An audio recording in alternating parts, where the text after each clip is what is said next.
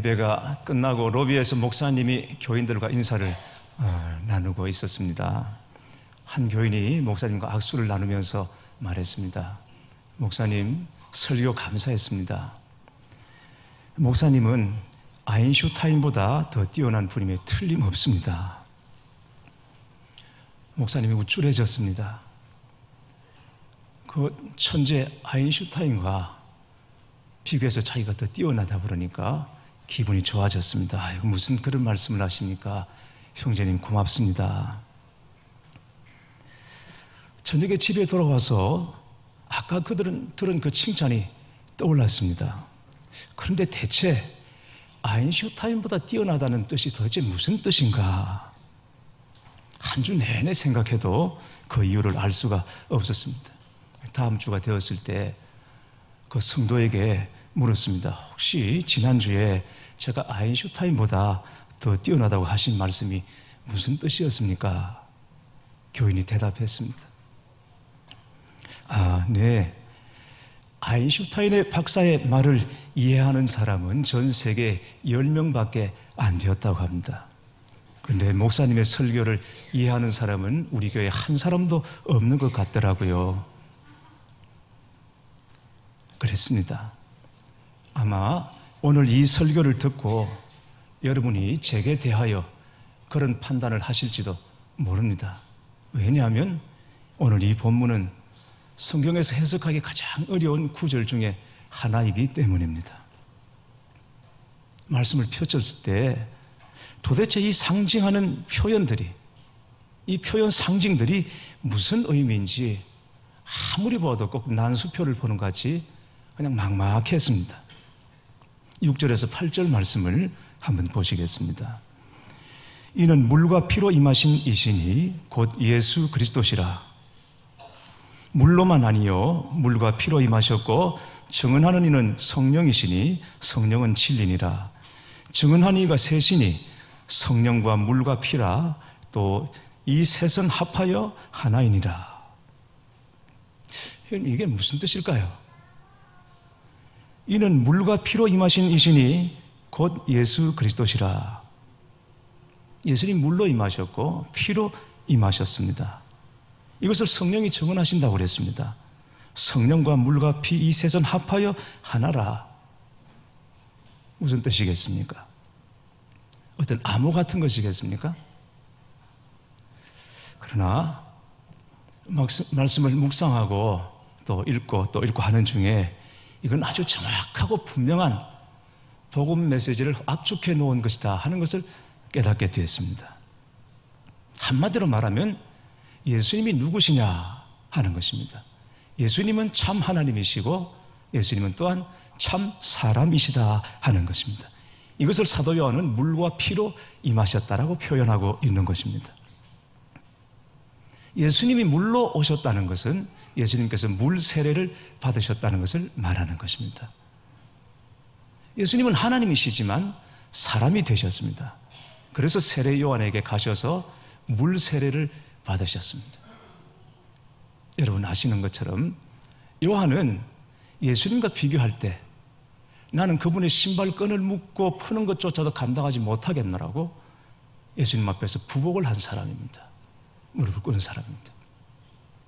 그런데 하나님이신 예수님께서 왜 그런 요한에게 가서 사람이 받는 물 세례를 받으셨을까? 왜 그랬을까요? 예수님께서 우리의 죄를 사하시기 위해서였습니다. 예수님께서 우리를 위해 죽으시기 위해서였습니다. 하나님은 죽으실 수가 없습니다. 하나님은 태어나지도 않기 때문에 하나님은 죽지 않습니다. 사람이 죽습니다. 우리는 다 죄를 가지고 있습니다. 그 죄를 우리 스스로 해결할 수가 없습니다. 누군가 우리 죄를 대신하여 죽어줌으로 우리 죄가 해결될 수 있는데 다 똑같은 사람들끼리 다 죄를 해결하지 못하고 전전긍긍하고 살아도 결국 지옥 갈 수밖에 없는 사람들끼리 무슨 죄를 위해서 대신 죽어줄 수가 있겠습니까? 죄 없으신 분은 하나님밖에 안 계시고 그 하나님이 죽어주시는 일은 결국 사람의 몸을 입고 이 땅에 오시는 것밖에 없기 때문인 것이죠. 그래서 예수님이 물로 오셨다는 것은 사람의 몸을 입고 이 땅에 오셨다는 것을 말하는 것입니다. 사도 요한은 예수님이 물로만 나신 것이 아니고 피로 나셨다고 말씀하고 있습니다. 이 말은 예수님께서 실제적으로 십자가에서 피 흘려 죽으셨다는 것입니다. 당시에 예수님이 사람의 몸을 입고 오신 것과 예수님이 십자가에 못 박혀 죽으신 것을 부인하는 이단의 무리들이 너무너무 많았습니다. 예수님이 하나님이시라면 예수님은 죽으실 수가 없다는 것이죠. 하나님이 어떻게 죽으시냐? 그래서 예수님이 십자가에 못 박혀 죽은 것을 인정하고 받아들인다 하더라도 그러나 죽기 직전에 그 안에 계신 하나님의 영 성령은 이미 떠나셨다라고 말하는 것입니다. 그래서 하나님이 우리를 위해서 죽은 것이 아니라고 말하는 초대교회 이단의 무리들이 굉장히 많았습니다. 요한은 여기에 논박하는 것입니다. 결코 그렇지 않다. 예수님은 분명히 사람의 몸으로 오셨고 피 흘려 죽으셨다. 그래서 우리가 모든 죄에서 사함을 받게 된 것이라고 말하는 것입니다. 요한 사도는 또 하나의 증거를 말하고 있습니다. 바로 성령 하나님의 증거입니다. 성령님이 우리 각 사람 안에서 예수님을 증거하고 있습니다. 우리가 예수님을 믿게 되었다고 하는 것은 성령의 역사입니다. 누구든지 성령의 도우심이 없이는 예수님을 주와 구세주로 믿고 영접하고 고백할 수가 없는 것입니다. 예수님께서 제자들에게 너희는 나를 누구라고 하느냐? 그랬을 때 베드로가 주는 그리스도시요 살아계신 하나님의 아들이십니다. 그것은 내 혈육에서 난 것이 아니고 하늘에 계신 내 아버지께서 그렇게 하신 것이다. 성령의 역사라고 말씀하시는 것입니다. 예수님이 그리스도 우리의 구원자라는 것은 우리의 육신으로 혈육으로 그렇게 믿고 고백할 수 있는 것이 아닙니다. 성령의 역사, 성령의 감동인 것입니다. 그래서 오늘 우리가 예수님을 주님이라고 고백하는 것은 우리 안에 계신 성령의 역사인 것이죠. 예수님이 육신의 몸을 입고 우리 가운데 오셨고 피 흘려 돌아가셨고 다시 살아나셨고 지금 우리 안에 좌정하여 계시다는 것을 누가 증명하십니까? 성령 하나님께서 그렇게 증명해 주시는 것입니다. 그래서 물과 피, 성령은 하나라고 말하는 것입니다. 이 셋은 하나다. 여러분에게 지금 영생이 있음을 어떻게 믿을 수 있습니까? 느낌입니까? 구원에 대하여 확신하지 못하는 사람들에게 얘기를 들어보면 그들은 한결같이 느낌이 없다고 말합니다. 그래서 영생을 확신하지 못하겠다는 것입니다. 믿지 못하겠다는 것입니다. 이 마음에 뭔가 확 꽂히는 느낌이 있어야 그렇다고 말할 텐데 이 마음의 느낌이 없다라고 말하는 것입니다. 그러나 영생은 느낌으로 아는 것이 아닙니다. 하나님의 말씀으로 아는 것입니다. 성경이 증언하고 있습니다. 성경은 분명히 말씀하고 있습니다. 하나님을 믿는 사람에게는 그 속에 영생이 있다고 분명히 말씀하고 있는 것입니다. 사실을 사실대로 믿는 것이 믿음이고 사실 아닌 것을 사실로 착각하는 것이 미신이고 그리고 사실임에도 불구하고 사실이 아니라고 우기는 것이 불신입니다. 믿음은 사실을 언제나 있는 그대로 믿는 것입니다. 예수 그리스도로 구원받아 하나님의 자녀가 되었다는 사실을 성경이 증명하고 있고 증언하고 있고 그리고 성령 하나님께서 각 사람의 심령 안에서 확신시켜주고 확정하고 계십니다. 회사를 경영하는 한 그리스도인이 있습니다. 그는 기회 있을 때마다 직원들에게 복음을 전하려고 애썼습니다. 물론 오늘하고 함부로 막 할 수 있는 것은 아니었습니다. 강요할 수 있는 것이 아닙니다.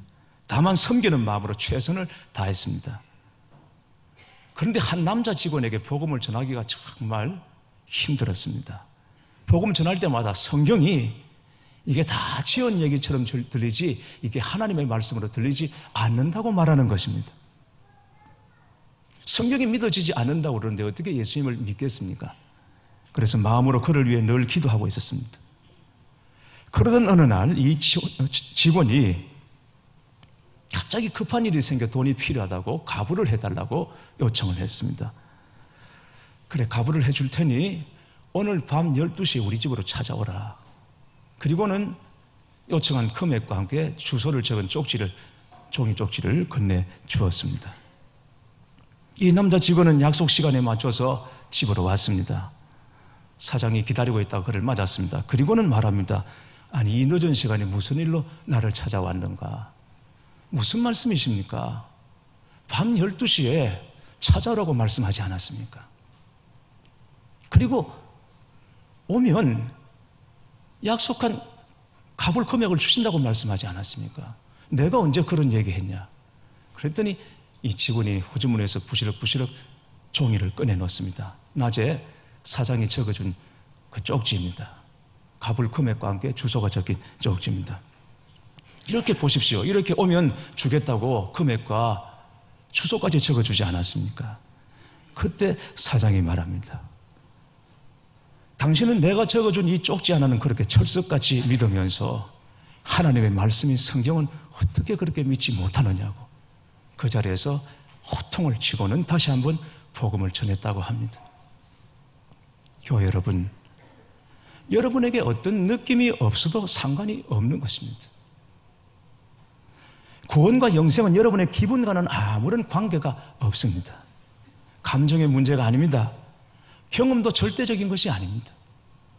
느낌이라든지 감정이라든지 기분이라든지 이런 것들은 언제나 변할 수 있는 것입니다.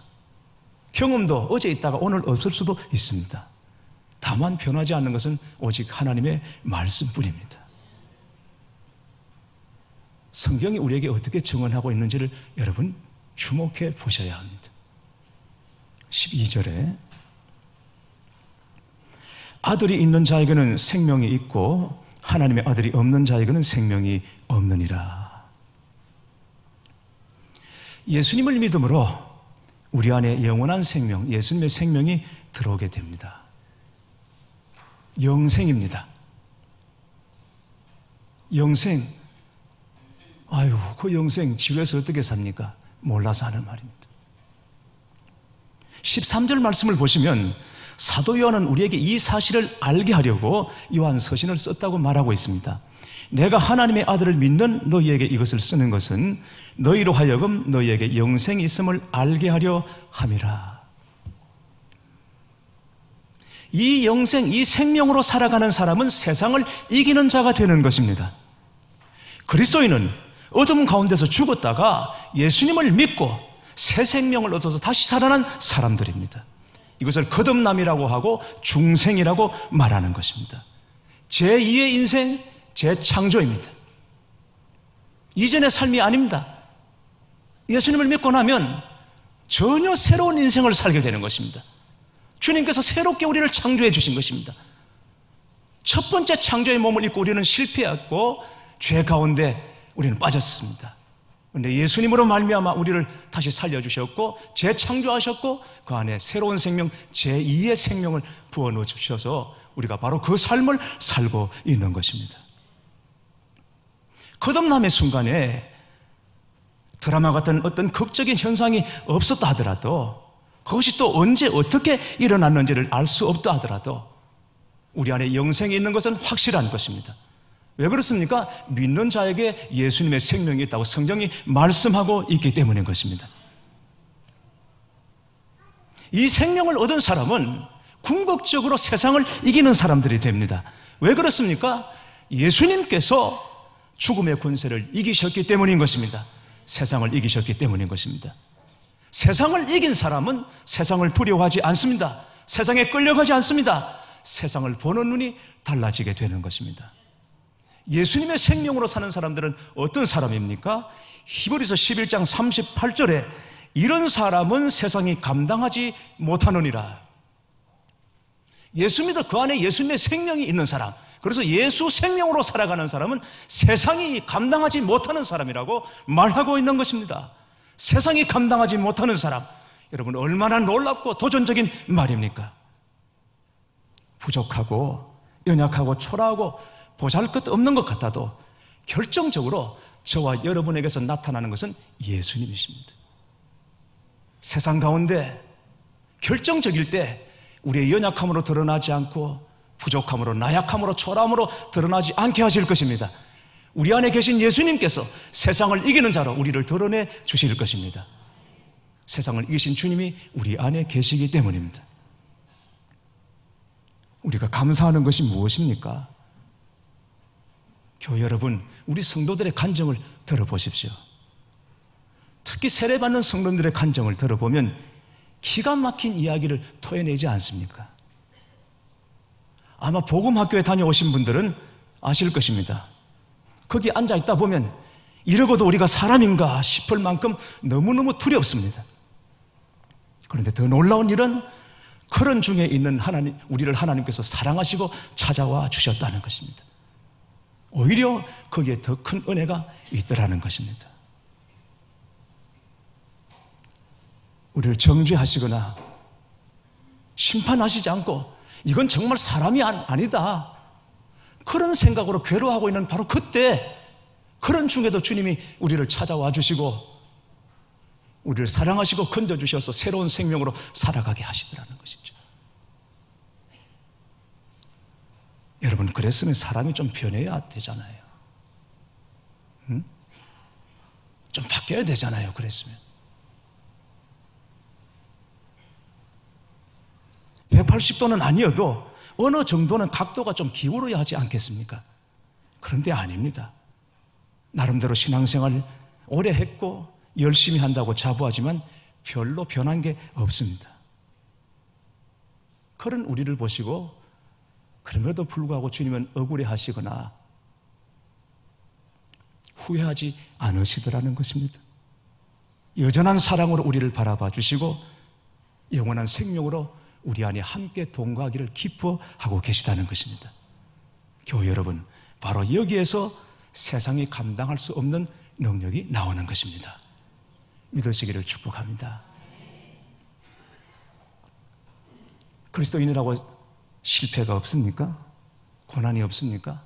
그렇지 않습니다.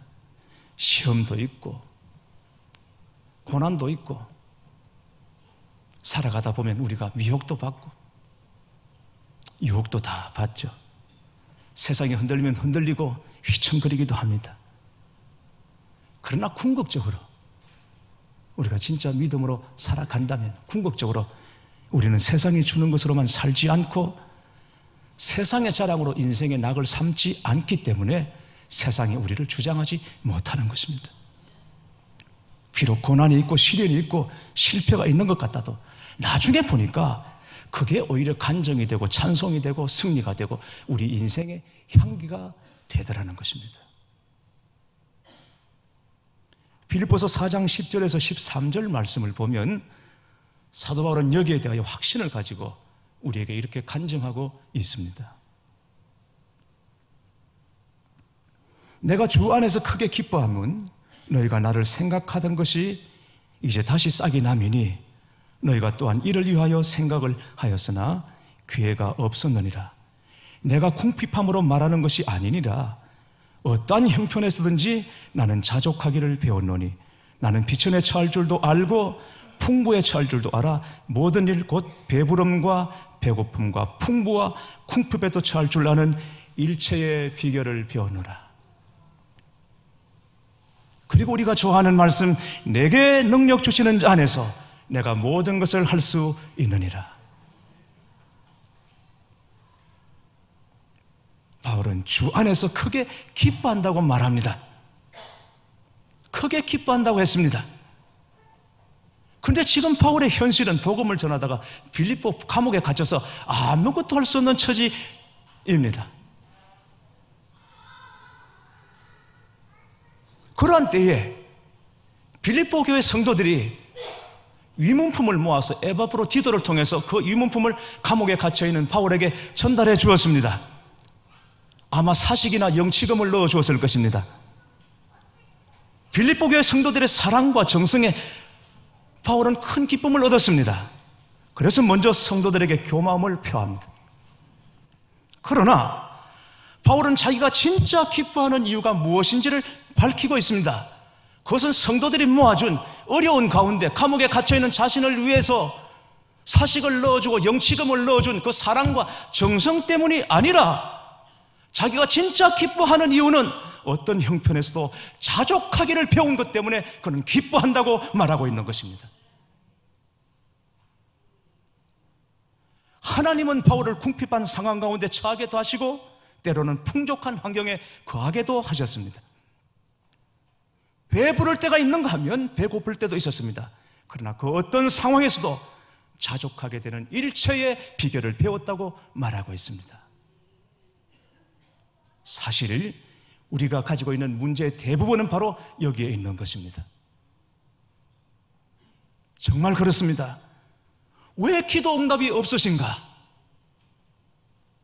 왜 하나님께서 그렇게 기도하라고 하시고 우리 기도를 그렇게 쪽쪽 뽑아 드시고는 왜 응답을 하지 않으시는가? 왜 하나님은 내가 이해할 수 없는 식으로 일을 하시는가? 어째서 하나님은 여전히 알 수 없는 길로 나를 이끌고 계시는가? 우리가 가지고 있는 문제는 대부분 바로 여기에 있는 것입니다. 이것이 늘 우리가 겪는 현실적인 갈등이요, 고민이요, 고통인 것이죠. 기도하라고 하셨으면 응답을 주셔야죠. 모든 지각에 뛰어난 하나님이시라면 우리가 알 수 있는 길로, 예측할 수 있는 길로 우리를 이끌어 주셔야죠. 왜 하나님은 늘 그런 식으로 일을 하시는가?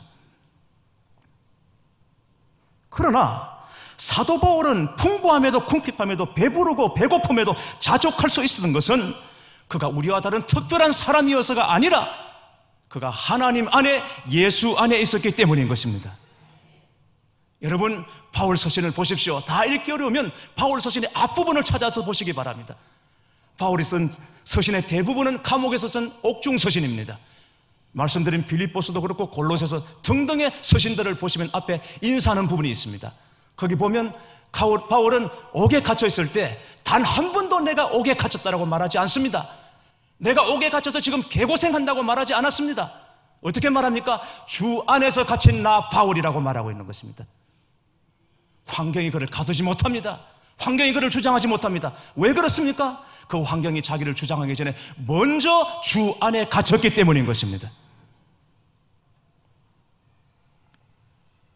예수로 충만하니 예수로 충분한 삶을 그는 감옥에서도 살아낸 것입니다. 그래서 바울은 담대히 말하고 있습니다. 내게 능력 주시는 자 안에서 내가 모든 것을 할 수 있느니라. 여러분, 그렇게 되시기를 바랍니다. 그러나 오해하시면 안 됩니다. 내게 능력 주시는 자 안에서 내가 모든 것을 할 수 있느니라. 이것은 우리가 예수를 믿음으로 각자 도깨비 방망이 하나씩을 다 가지게 됐다는 말이 아닌 것입니다. 두드리기만 하면 무엇이든지 내가 원하는 대로 얻을 수 있다, 그 말이 아닌 것입니다. 하나님의 일하심은 오직 예수 안에서만 일어난다는 것입니다. 우리의 능력이 예수님께만 있고 우리의 목적과 성취가 오직 예수님께만 있다는 것입니다. 예수님의 생명과 영생의 소망으로 살아가는 사람이 가질 수 있는 확신인 것입니다.